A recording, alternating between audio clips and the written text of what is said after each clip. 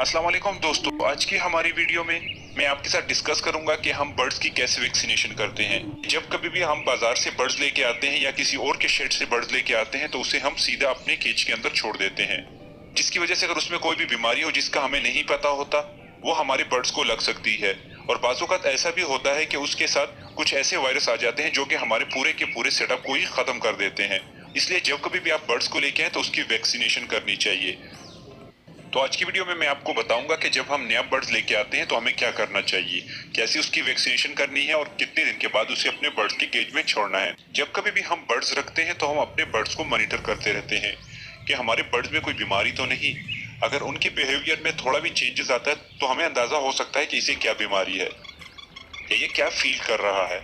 मगर जब कभी भी हम किसी और के घर से बर्ड्स को लेके आते हैं या किसी और शेड से बर्ड्स को लेके आते हैं या इसके अलावा स्पेशली जब कभी भी हम बाजार से बर्ड्स को लेके आते हैं तो हमें इस चीज का अंदाजा नहीं होता कि इस बर्ड्स में कोई बीमारी है या नहीं।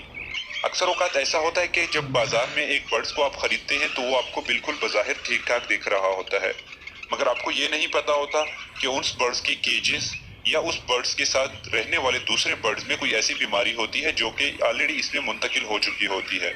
या फिर बाज़-औक़ात ऐसा होता है कि जब कभी हम बाजार में जाते हैं और किसी बर्ड्स को हाथ लगाते हैं तो वो बीमारी हमारे हाथों के जरिए हमारे केज तक पहुंच सकती है। जब कभी भी हम कोई बर्ड्स लेके आते हैं या हम बाजार का चक्कर लगा के आते हैं और बर्ड्स चेक करते हैं तो हमें चाहिए कि हम आगे कुछ एहतियाती तदाबीर को फॉलो करें।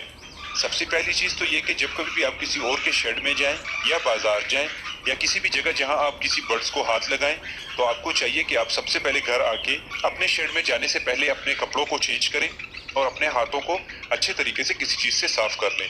उसके बाद अपने केज के अंदर जाके अपने बर्ड्स को हाथ लगाएं या उनकी फीड को हाथ लगाएं, क्योंकि जो जरासीम आपके हाथों के साथ लगे हैं तो वो आपके हाथों के जरिए बर्ड्स तक भी मुंतकिल हो सकते हैं। दूसरी चीज ये कि जब कभी भी आप कोई नया बर्ड्स खरीद के लेके आते हैं तो आपको चाहिए कि आप उस बर्ड्स को कुछ दिन दूसरे बर्ड से अलग रखें।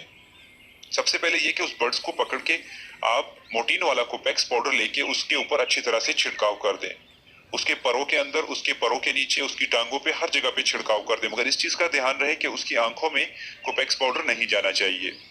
छिड़काव करने के बाद आप उसे किसी अलग से केज में बंद करें ताकि उसके बदन पे जितने भी जरासीम हो वो सारे के सारे मर जाएं।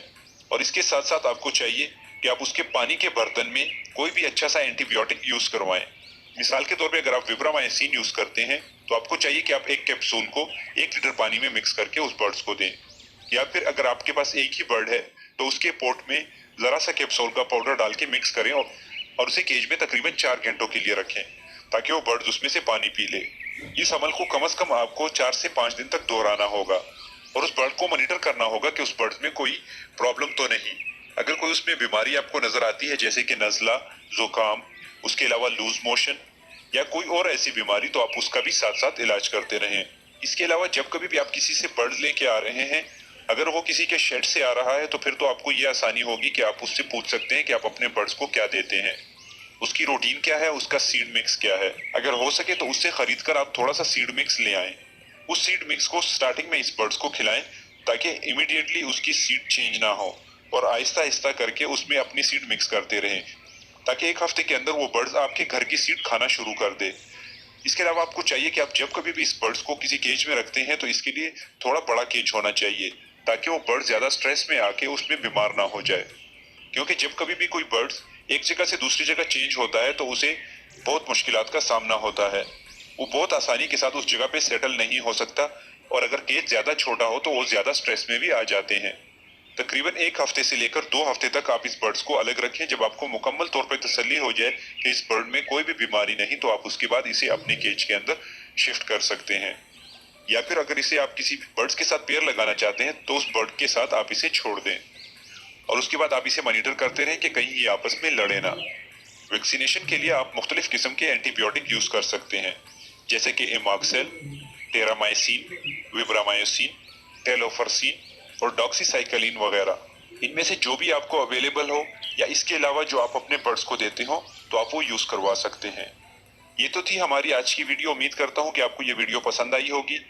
बाकी नए आने वाले दोस्त चैनल को सब्सक्राइब करके बेल का बटन जरूर दबाएं ताकि उनको आने वाली हर वीडियो का नोटिफिकेशन मिल सके और उनसे कोई भी मालूमाती वीडियो मिस ना हो। बाकी दुआ में याद रखें, अपना और अपने बर्ड्स का अच्छे से ख्याल रखें। मिलते हैं अगली वीडियो में, तब तक के लिए अल्लाह हाफिज।